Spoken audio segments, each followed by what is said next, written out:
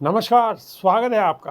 कांग्रेस नेता राहुल गांधी ने शनिवार को भाजपा सरकार पर हमला करते हुए कहा है कि लोगों को डराने और देश में संविधान को नष्ट करने के बाद शिवाजी महाराज के सामने झुकने का कोई फायदा नहीं है। वे कोल्हापुर में शिवाजी महाराज की मूर्ति का अनावरण करने पहुंचे थे। राहुल ने कहा कि नीयत दिख जाती है, उसे छुपा नहीं सकते। उन्होंने मूर्ति बनाई जो कुछ दिन बाद टूट गई। उनकी नीयत गलत थी। शिवाजी महाराज की मूर्ति ने मैसेज दिया है कि आप मूर्ति बनाओगे तो शिवाजी विचारधारा की रक्षा भी करनी पड़ेगी। इसके बाद वे संविधान सम्मेलन में शामिल हुए, जहां उन्होंने कहा कि आरक्षण से 50% की सीमा को हटाने के लिए कांग्रेस और इंडिया ब्लॉक कानून लेकर आएगी। विधानसभा चुनाव से पहले राहुल गांधी का यह दौरा महाराष्ट्र विधानसभा चुनाव के लिए प्रचार की शुरुआत मानी जा रही है। संविधान पर शिवाजी महाराज ने देश दुनिया को क्या मैसेज दिया?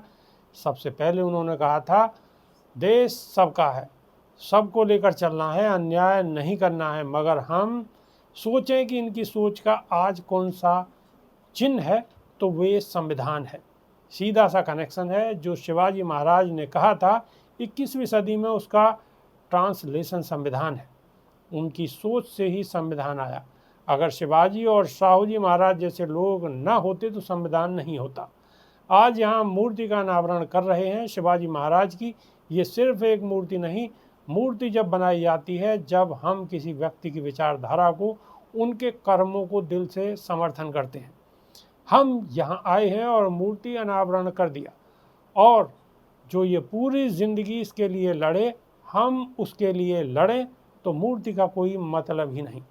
जिस तरीके से ये जिए, शायद हम न कर पाएँ। हिंदुस्तान में दो विचारधाराओं की लड़ाई है। एक समानता की बात करती है और दूसरी लोगों को डराने धमकाने की बात करती है। दूसरी विचारधारा के खिलाफ आज कांग्रेस लड़ रही है। नीयत दिख जाती है, उसे छुपा नहीं सकते। उन्होंने मूर्ति बनाई और कुछ दिन बाद वो टूट गई। नीयत गलत थी। उसने मैसेज दिया कि आप मूर्ति बनाओगे तो उसकी विचारधारा की रक्षा करनी पड़ेगी। वो मूर्ति के सामने जाकर हाथ जोड़ते हैं और फिर 24 घंटे शिवाजी महाराज की सोच के खिलाफ काम करते हैं। राम मंदिर, पार्लियामेंट के उद्घाटन में आदिवासी राष्ट्रपति को जाने नहीं दिया। सोच एक ही है। ये राजनीतिक लड़ाई नहीं है, ये सोच विचारधारा की लड़ाई है, संविधान की लड़ाई है। संविधान के अंदर शिवाजी महाराज हैं, उनकी सोच है। राहुल ने सिंधुदुर्ग का जिक्र क्यों किया? सिंधुदुर्ग में 26 अगस्त को शिवाजी महाराज की 35 फुट ऊंची मूर्ति गिर गई थी। इसका अनावरण प्रधानमंत्री ने 4 दिसंबर 2023 को नौसेना दिवस पर किया था। मोदी ने प्रतिमा के ढहने से आहत लोगों से 30 अगस्त को माफ़ी मांगी थी। मोदी ने कहा था कि छत्रपति शिवाजी महाराज सिर्फ एक नाम या राजा नहीं है, हमारे लिए वे हमारे देवता हैं। आज मैं उनके चरणों में सिर झुकाता हूं और अपने देवता से क्षमा मांगता हूं। संविधान सम्मेलन में कहा कि स्कूलों, एजुकेशन से दलित पिछड़ों को इतिहास मिटाया जा रहा है। मूर्ति अनावरण के बाद राहुल गांधी संविधान सम्मेलन में पहुंचे, जहां उन्होंने कहा कि जिसके हाथ में हुनर है उसकी हिस्ट्री तो हमारे एजुकेशन सिस्टम में है ही नहीं। उन्होंने क्या किया, कैसे किया, क्या सहना पड़ा, वो है ही नहीं। मैंने अपने स्कूल में दलित पिछड़ों की हिस्ट्री नहीं पढ़ी।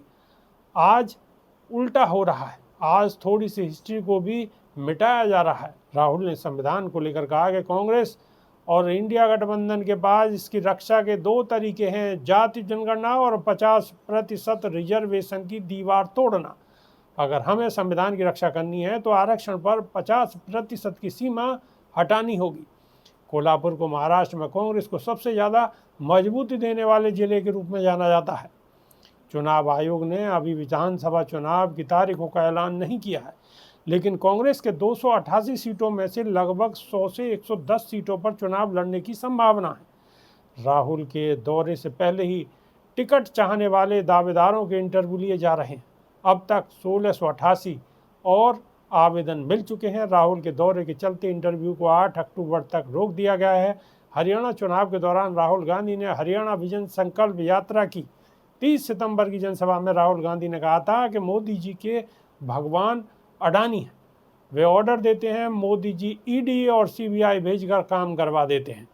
हमें ऐसा हिंदुस्तान नहीं चाहिए जहां 25 लाख ऐश करें और हजारों करोड़ की शादी मनाएं और किसान मजदूर भूखा मरे।